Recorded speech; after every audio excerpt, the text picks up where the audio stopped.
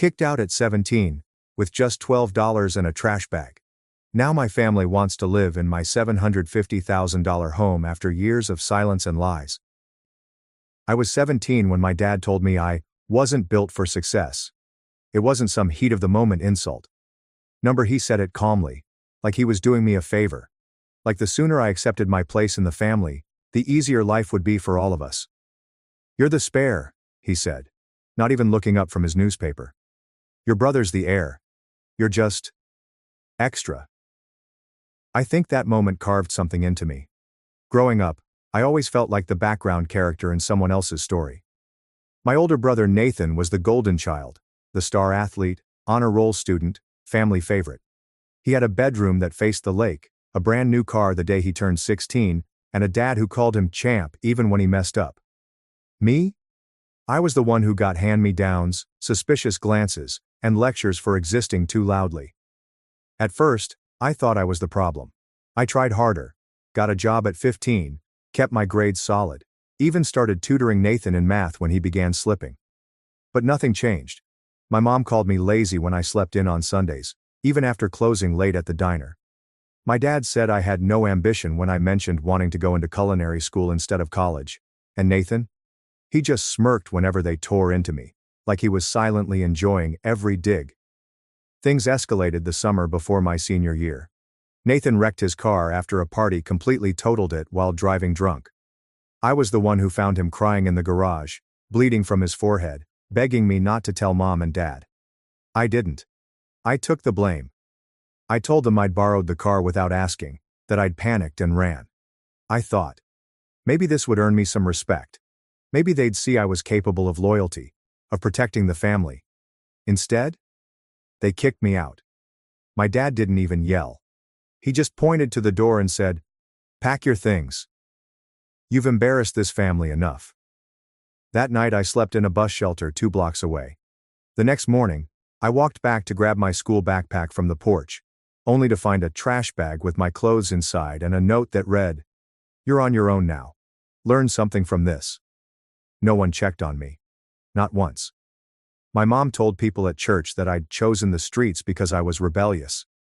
Nathan went on vacation to Florida 2 weeks later, posting beach selfies like nothing had happened.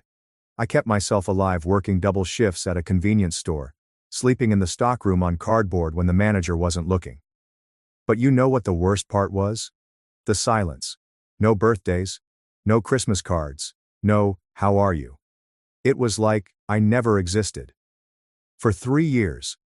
It was only after I got my associate degree in business through community college, after I'd moved 3 towns away and built a tiny freelance marketing business from a library Wi-Fi connection, that I finally felt like maybe, just maybe, I was free of them.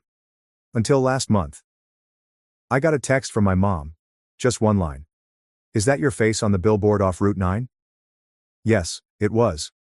The local Chamber of Commerce had put me up as a young entrepreneur spotlight after I helped several local shops triple their online sales during COVID.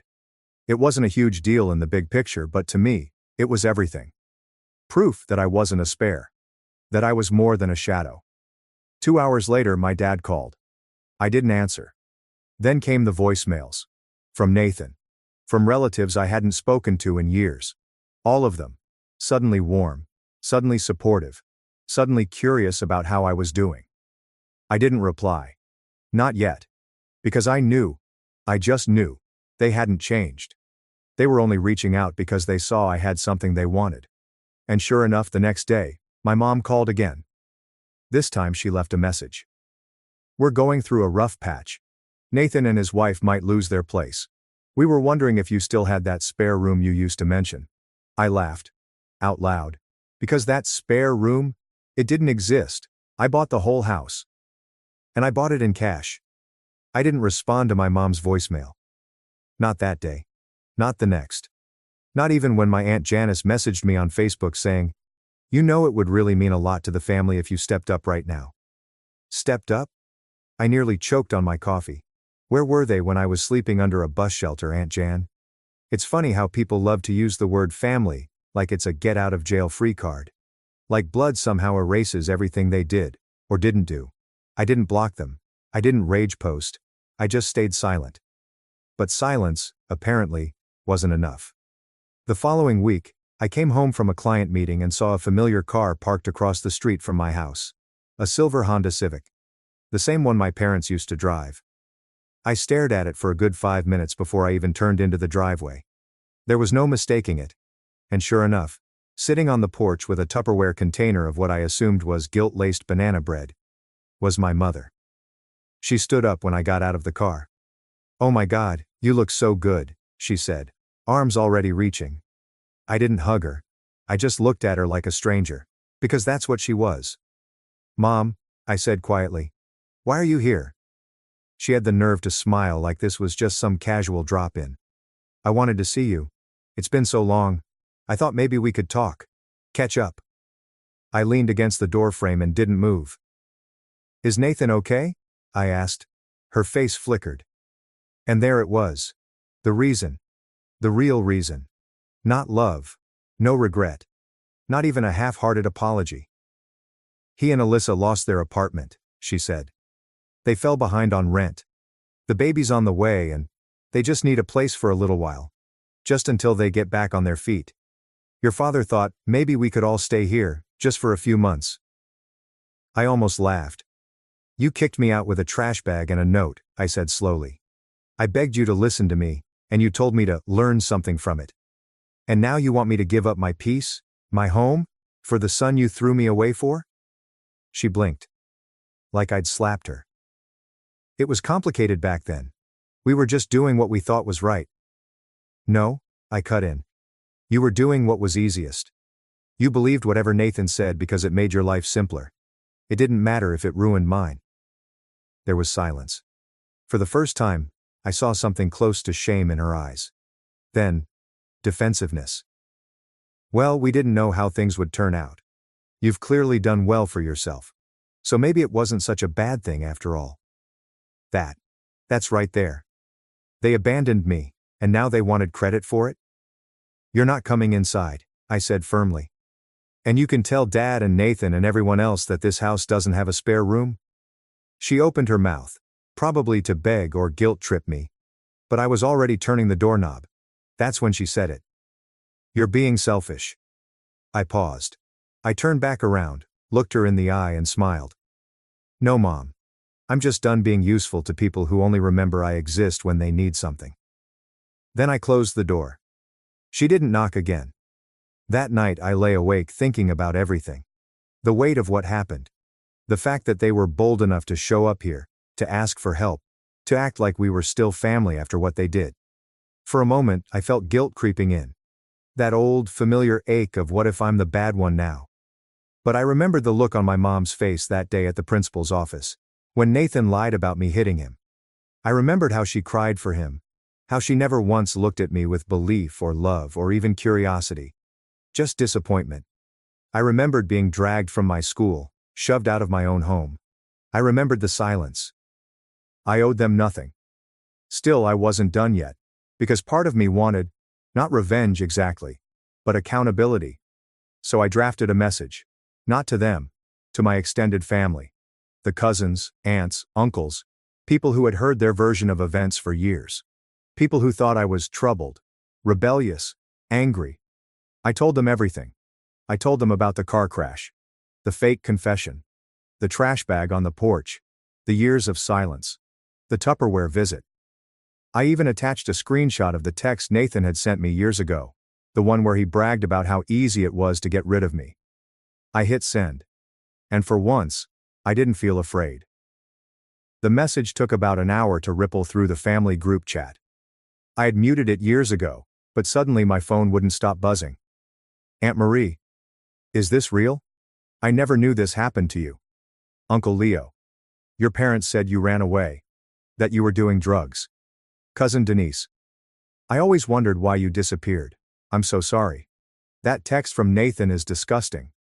Message after message poured in. Sympathy, shock, guilt. A few were awkward and unsure, the kind of apologetic attempts that felt more about their discomfort than my pain. But I didn't mind. I hadn't written it for pity. I'd written it for the truth.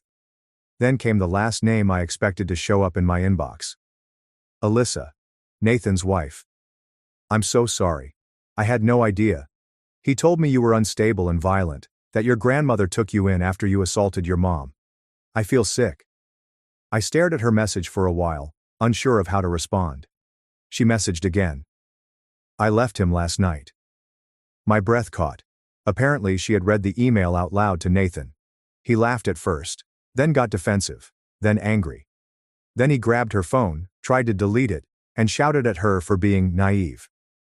Alyssa, 7 months pregnant, and finally done being gaslit, packed a bag, and left for her sister's. She said my message snapped something in her. She saw the pattern now, and knew their baby deserved better. I didn't gloat. I just told her, you did the right thing. That should have been the end of it. But Nathan never did like being exposed. 3 days later, I was leaving my favorite coffee shop, just walking toward my car, when I heard someone call my name. I turned and saw him standing there. Nathan. He looked like a shadow of who he used to be. Unshaven, eyes sunken, wearing the same varsity jacket he'd had since high school, like he was still clinging to the last time anyone thought he was important. You think you're better than me now? He sneered. I didn't answer. He walked closer. Too close. You always played the victim. Even now. What? You want everyone to feel bad for you? You think anyone gives a damn about your sob story? I could smell the cheap beer on his breath. You lied, I said. Calm, quiet. Yeah? He laughed, bitter and sharp. So what? You survived, didn't you? You've got your big house and your little billboard, so quit crying. There was so much I wanted to say. I wanted to scream. I wanted to list every night I cried myself to sleep, every birthday I spent alone, every time I doubted my worth because of him. But I didn't. Because he wanted a scene. So I stepped around him, opened my car door and said just one thing. You lied. I thrived. And now you have to live with that. I left him standing in the parking lot. That night, I had dinner with my grandmother. She was the only one who never needed proof. I told her everything, about the email, the messages, even the run-in with Nathan. She listened, her hands folded neatly in her lap, only nodding occasionally. After I finished, she reached across the table and held my hand. You did good, she said. That was all I needed. A week later, I got a certified letter from my parents' lawyer. Apparently, they were considering defamation proceedings over my email to the family. I laughed. Loudly. My own lawyer. Yes. I finally hired one for myself. Told me to relax. Their claims were baseless. Empty threats. The attached evidence alone, especially Nathan's own written admission, would bury them. I never heard back from their lawyer. They went quiet again. I guess when you stop being useful, you disappear. That's when I decided to do something I hadn't done in years. I framed the note they left on my trash bag that night. You're on your own now. Learn something from this. It hangs in my office now, right next to my Chamber of Commerce award. Some people frame their diplomas. I framed a warning, and turned it into a promise. Spare. That's what he called me. Just a spare. A ghost in the family photo. A seat left empty at dinners. A name barely said aloud unless it followed the phrase, "What's wrong with her?" But do you want to know the cruelest part of being a spare? Spare parts get recycled. And that's exactly what they tried to do. Recycle me. It began again with a knock. Not a voicemail, not a message. Not another car on the street. A knock on my door, just after dusk. I almost didn't answer it. But something in me needed to. When I opened it, I didn't see my father. I saw a man shrinking inside his own body. Gone was the gruff voice. Gone is the superiority. He stood there in a threadbare sweater, holding an envelope. Not a letter. A stack of papers. I'm signing over the house to you, he said, not even looking at me. Your grandmother said, you'd earned it more than any of us ever did. My grandmother. That was the moment I knew something was wrong. She's sick, he added, finally meeting my eyes. No preamble, no manipulation. Just a fact. Cancer. Stage 4. We sat in silence on my porch. The same porch where my mother once begged for a spare room. She didn't want to tell you, he muttered. Said it would distract you from your work. Said she was proud. proud. That word hit harder than anything else he could have said. I stared out at the garden she helped me build last spring. Lavender, rosemary and marigolds. She called it her living prayer. I could still see the faded gloves hanging over the fence where she forgot them last week. I swallowed my anger. Because this wasn't about them anymore. This was about her. She passed 3 weeks later. At home. My home. The one they once said I didn't deserve. I held her hand as her breaths grew shallower. She wasn't afraid. She just said, "Promise me you'll plant something new every spring. That's how you start over." And then she left me. But not before giving me the final gift. A truth I never expected. I found it in a small wooden box under her bed, sealed with a letter. Her handwriting. Slanted. Neat. Unmistakable. To the granddaughter they never saw.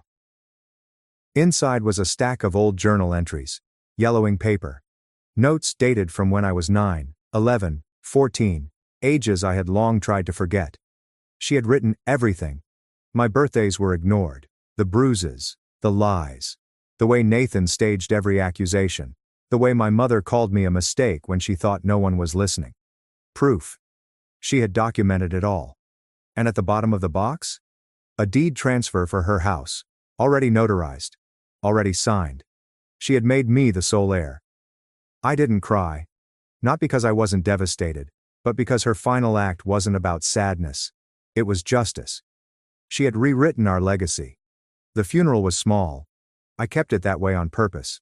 No open invitation. No family circus. Just a list of names I knew would stand still during silence and not try to rewrite history. But of course, they came anyway. Nathan. My mother. Dressed in black like it could mask anything. Standing by the edge of the crowd, waiting for a moment to insert themselves.